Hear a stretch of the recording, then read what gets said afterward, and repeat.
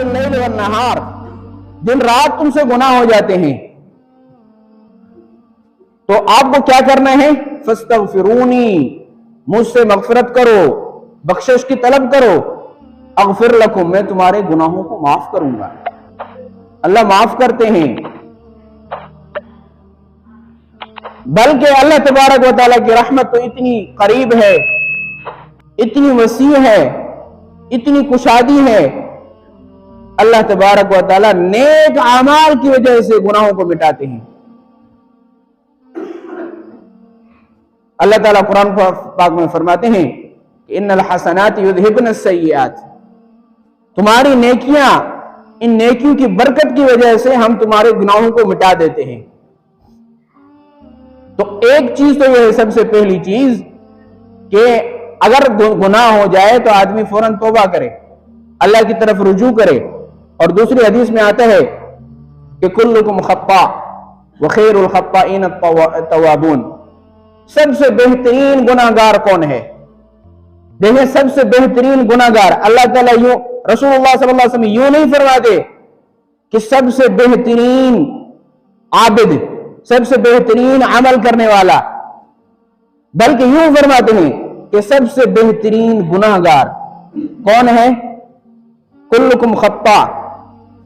رسول اللہ صلی اللہ علیہ وسلم فرماتے ہیں کہ ہر انسان سے گناہ ہوتا ہے، بڑے نیک سے نیک انسان سے بھی گناہ ہو سکتا ہے، صرف انبیاء اکرام گناہوں سے محفوظ ہوتے ہیں، معصوم ہوتے ہیں، ان کے دل کے اندر گناہوں کی خواہش ہی نہیں ہوتی۔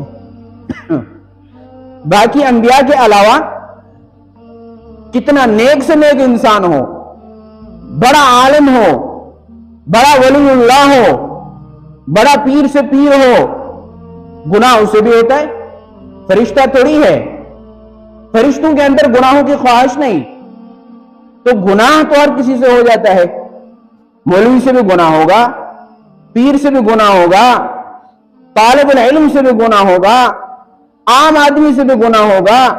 تو ہم اپنے عیبوں کو تو نہیں دیکھتے اور دوسرے کے عیبوں کو دیکھتے ہیں کہ مولوی نے یوں کیوں کیا؟ بھائی مولوی بھی تو تمہارے طرح انسان ہے، کسی پیر نے یوں کیوں کیا؟ وہ پیر کون ہے؟ فرشتہ تھوڑی آسمان سے اترا ہے، اس سے بھی تو گناہ ہوگا نا۔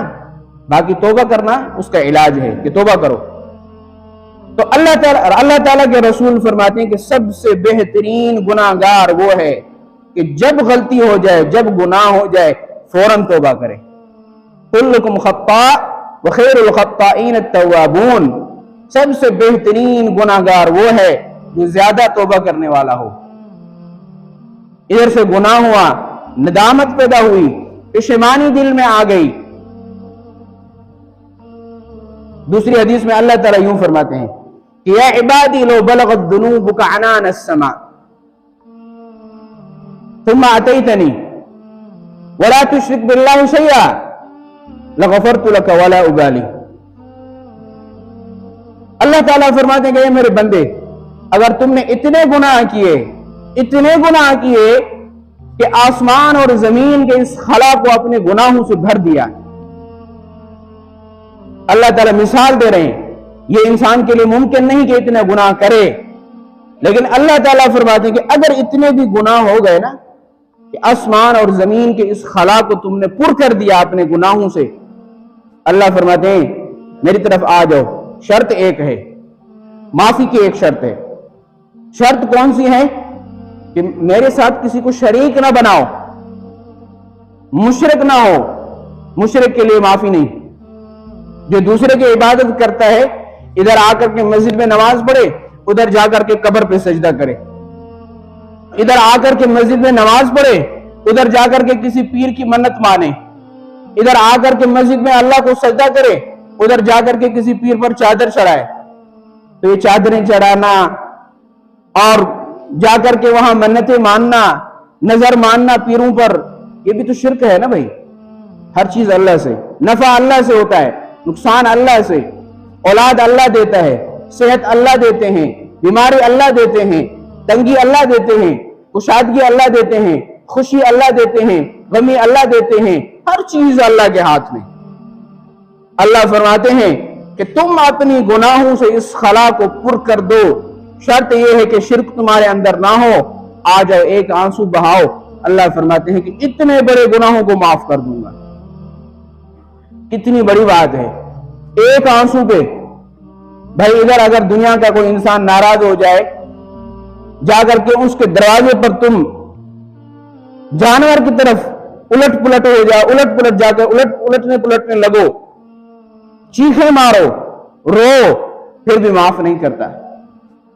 اور اللہ فرماتے ہیں کہ ساری زندگی گناہوں میں گزار دو، آسمان اور زمین کے خلا کو اپنے گناہوں سے پر کر دو، پھر میری طرف آ جاؤ، ندامت کے آنسو بہاؤ۔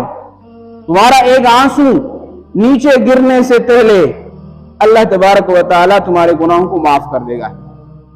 گناہ تو معاف ہو گئے، لیکن انعام کیا ملے گا؟ اللہ صرف گناہ معاف کرنے پر اکتفا نہیں کرتے، صرف یہ چیز نہیں۔ دوسری حدیث میں رسول اللہ صلی اللہ علیہ وسلم فرماتے ہیں کہ 7 شخص ایسے ہیں جن کو جہنم کی آگ بھی اثر نہیں کرے گی۔ ان میں سے ایک شخص کون ہے؟ رسول اللہ صلی اللہ علیہ وسلم فرماتے ہیں کہ ایک شخص وہ ہے جس نے اپنے گناہوں کو یاد کر کے گناہوں کو یاد کیا، بیٹھا ہوا ہے، دل میں خیال آیا کہ کتنے گناہ ہو گئے ہیں، زندگی کے اندر میں نے کون کون سی گناہ کیے ہیں، پوری زندگی گناہوں میں گزر گئی، اپنے گناہوں کو یاد کر کے رو پڑا۔